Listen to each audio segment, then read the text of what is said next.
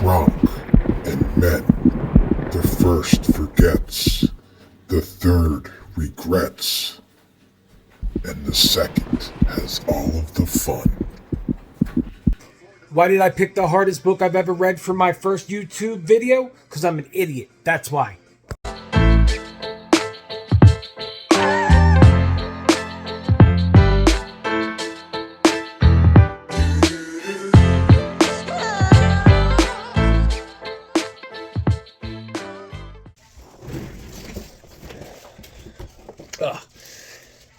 Take 307, The Darkness That Comes Before.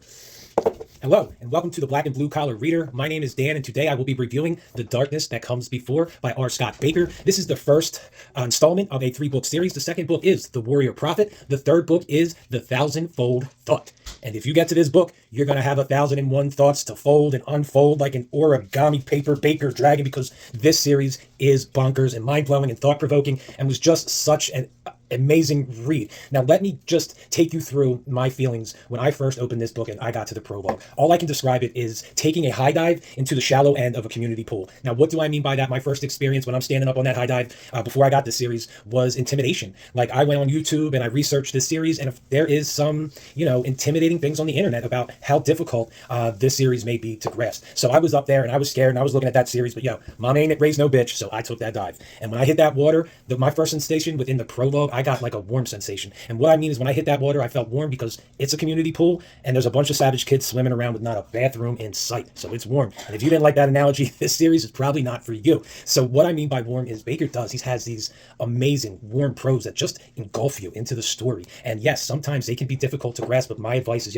keep pushing on through. Sometimes the pieces will fall into place the further you go on into the series. So listen, after that warm experience and I hit that suspect water on top, I get down 2 feet and you hit that cold water. And what do I say about cold? Just in the prologue, you find out that you are in a cold world. Just in the prologue, there is child abuse and many people are dying. And just in the first chapter, we follow a POV and he befriends somebody who essentially saved his life and all of a sudden shrunk, come out of the wilderness and start chasing these two. And our POV straight dips on his friend. Like, I thought they were boys. Nah, he was just like, peace, good luck over there. And he took off. And like I said, it was cold. Now listen, once we get past that suspect warmth, we hit that cold water, we smack our face on the bottom of the pool and you get hit with some concrete slab of philosophy and mind-blowing stuff. And you come to the surface and you're dazed and confused. You're questioning your sanity. You're questioning whether or not we have free will. And you're also questioning, if we forget our history, are we doomed to repeat it? So this series had depth. It was heavy and I just loved it. I love challenging myself as a reader, and I loved all these books. Let me give you a brief overview of what you're going to find in these books. And before I continue, some of what I am going to say might be viewed as spoilers. So of the 3 people that are watching this video, if one of you want to go in absolutely blind, please jump off and come back later after you've read the series. So we start off in the prologue in the first apocalypse, right at the end of the first apocalypse. And the main entity of evil in the first apocalypse is called the No God, and he was defeated. However, humanity took massive losses, and very few human beings escaped the No God's destruction. And we follow a king and some of his people who make it to a castle called Ishwal to hoard up in that castle from the evil that is going on in the world. And at that time, all of a sudden there's a plague and everybody in the castle starts dying. The king who went into the castle, his last name is Anasarimbor, and he had one bastard son that survived. Now, weeks and weeks later, a group of people who call themselves Dunyin show up, and they essentially start tearing down anything that reminds them of the past. And they essentially breed the strongest and the smartest of their kind for 2,000 years. And that's when we pick up with our first POV, Anasarimbor Kellis. 30 years before the book starts, Kellis' father, Anasarimbor Moengis, left the Dunyin and went out into the world. And the Dunyin are kind of secret society, and they want to remain secret. They're kind of like your modern day mafia. Like, once you're in the Dunyin, you never get out. So they are unhappy with Moengis, who sends them dreams stating to send them his son Kellis. So the Dunyin sent Kellis out into the world to take care of that thing. They want Kellis to murder his father Moengis. And Kellis goes out into the world and he's experiencing everything in our new world. He's never seen snow, trees, mountains, and he's absorbing all this stuff. And he meets a human, and we find out very quickly that Kellis is on another plane mentally. He is a savant in every aspect of the word. He can essentially read people's faces and get into their soul and bend them to his will. And it's very interesting to see him break people down. It is said that Kellis is like a man while the rest of us are just infants, and he is able to manipulate us with his words just by reading our faces. Now, our next character we pick up is a barbarian. He is in the society of Skilvaldi. His name is Nair Uskiotha. what is it with these fantasy names, right? Every fantasy book has to have a name where I'm in my flow reading and it just messes me up, you know? I don't know what it is with fantasy names, but listen, in this book, there are millions of these names that are going to trip you up. So do what I do, give people nicknames and just roll on with your reading. It'll benefit you and you'll thank me for that advice later. So anyway, Nair Ustiotha is a Scobaldi. He's a barbarian. In their tribe, their god is essentially war. And they are always warring against the other societies in this world of Irwa. And they mark, every time they kill somebody, they mark up their skin with something called a schwazen. And Nair is tatted up with these schwazens because dude's a badass, you know? And we follow Nair and his soiled relationship with his tribe as a result of having contact with Anasarimbor Moengis, Kellis' father. So our next POV, his name is Akamian. I'm going to call him Akka, you know, nicknames. Like I said, Akka is a sorcerer, and there are 5 schools of sorcery within this world. Akka is a mandate schoolman, and the mandate schoolman essential job is to stop the coming of a second apocalypse. And every night the mandate schoolman goes to bed, they receive dreams, well, nightmares from what occurred in the first apocalypse. And in the first apocalypse, there was a relative of Moengis and Kellis, an Anasarimbor, that helped bring about the end of the entity of evil, the no god. So also, the Sorcerer School, they are essentially looking for a secret sect that helped bring about the first apocalypse that has persisted for 2,000 years, and they are called the Consult. And the other 4 schools see the Mandate School as essentially a joke because they don't believe the Consult still exists, and they all believe that the Mandate Schoolmen are essentially chasing ghosts. You know, the Consult are fairy tales, something mom and dad tell their sons and daughters, you know, so they'll leave them alone. A fairy tale they tell their sons and daughters, so they'll leave them alone and go to sleep. But we do find out the Consult are real. And every time a scene comes up with the Consult, I am immersed and enthralled. And I love every scene with the Consult. These dudes are bad. They are twisted. They are evil. And I just ate every word up with them involved. They were just interesting. I just wanted to find out more about these entities. So we also have another character, Esminette. She is a prostitute. And essentially she's a love interest of Arcanian, but the two cannot be together because Esminette is a prostitute.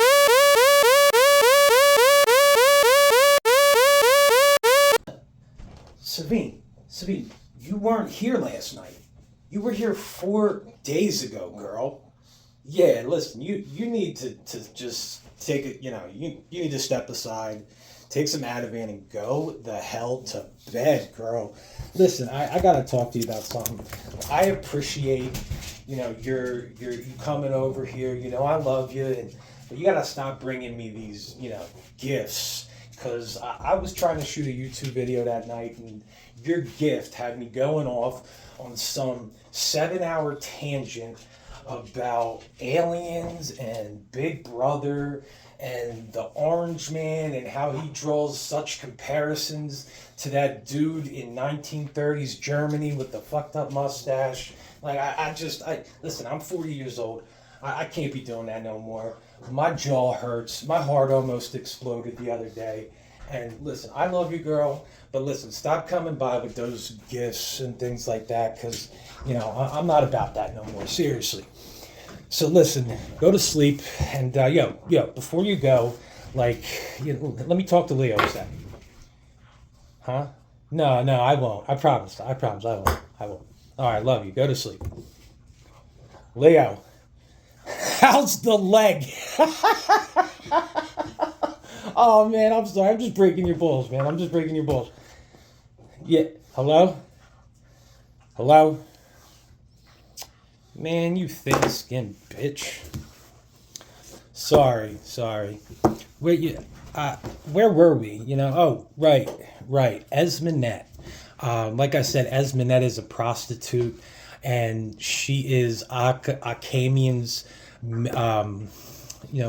love interest, and we follow Esminette as she deals with her station in life. And yes, one of the negatives of this series you'll hear is it's a misogynistic world, and women do not have too many avenues in front of them to rise above in society. And this is, like I said, it is, one of the biggest negatives is there is not a strong female character. But if you continue to read, I would say Esminette has one of the largest arcs in a female character that I have read to this date. So let me bring you into the world we are jumping in. Like I said, we have Anasarimbor Kellis, we have Nair's Uskiotha, we have Akamian, and we have Esminette. And within this world, we are following essentially two lands and societies of people. We have the Scobaldi people in the north, and we have the Enrithi people in the west, and the Fanem people in the east. Now, we do follow the emperor of the Enrithi people. His name is Xeris Ikari. Yeah, listen, I gotta say, like I said, these fantasy names, man, they just fuck me up. Ikari Xeris the Third, and he is the emperor of the Enrithi people. And he is a bastard with an Oedipus complex and a on again, off again relationship with pigeons. And you take that how it is, but we also get some dialogue with his mother as well, and she is a twisted hag. And we also get to dive into the life of his nephew, Comphis, who is a celebrated war hero. Within the Enrithi society, they have a holy prophet called a Shriel of the Thousand Temples. The holy prophet's name is Mathanet. And Mathanet wants to regain holy lands that are currently in the Fanem territory. That holy land is called Shema. So essentially a holy war is generated, and we get to follow all of our characters at one time or another, meet up and essentially join this holy war. This is important to note because also in Shema is where Kellis will find his father Moangus. So Kellis and Naer Ustiotha, they end up meeting up, and because Naeris had contact with his father, we get to see those two in their difficult relationship together, and they come into the Holy War. We also follow Akka, who is chasing, leads into where the consult might have inserted themselves within the makings of this holy war, and then Esmened will follow on later. And I have to say, the positives about this Bakker, I'm going to talk about Bakker's writing. And before I do that, I watch a lot of BookTube, and one of the best channels I've watched out there is Slowly Read. Go check that guy's channel out. I'll drop the link in the description if I figure this link thing out. This is my first video, like I said. But Mark from Slowly Read, I took his advice on getting this series as well as another series called Lowtown, and that was a great series, shorter though. But what he said about this series is before you dive into this, go to the reading gym and get your reading muscles up. So, I got all of Age of Madness by Abercrombie and First Law, and I read Brandon Sanderson, Mark Lawrence, and I was in that reading gym getting swole, I was getting swole. So when I felt I thought I was prepared for this series, I grabbed it, and man, to this date is one of my favorite series. I can't rave enough about this. Yes, his writing is difficult. Yes, he does not hold your hand. There's no hand holding on the slog. You're not gonna get that. You'll get that later because you'll keep reading. Trust me. But he doesn't hold your hand. He doesn't give you everything in the scene, and what that does is that gives you an opportunity to throw yourself in this world and fill in missing pieces. Use your imagination and fill in these pieces, at least for me, and I found that intriguing. His writing was great, his writing was visual, but there were certain things that I just had to throw my own spin in it. What did this person look like? What's going on? And, I use my imagination to fill in anything that I may have missed. So yes, his writing is tough. It's like I said, a dark world. These are morally gray characters. Your line between your antagonist and your protagonist are blurred. But, we get to dive into these people's lives and find out why they do the things they do. And it was an interesting ride. Listen, I didn't love the characters like I did in, an Abercrombie book, but I was interested and I just wanted to find out what happened with these people. And it was an amazing story. Do yourself a favor. Don't listen to everything out there. Go get this series and you'll thank me later, and you'll want more from Bakker. And I got good news. There's more from Bakker. So after this trilogy ends, 30 years later, there is another 4-book trilogy. And it is called the Aspect Emperor series. The first book is The Judging Eye. I have read that book, and man, what an amazing book. I mean, the visuals, the just the newer characters we get introduced to is, I was enthralled in that book.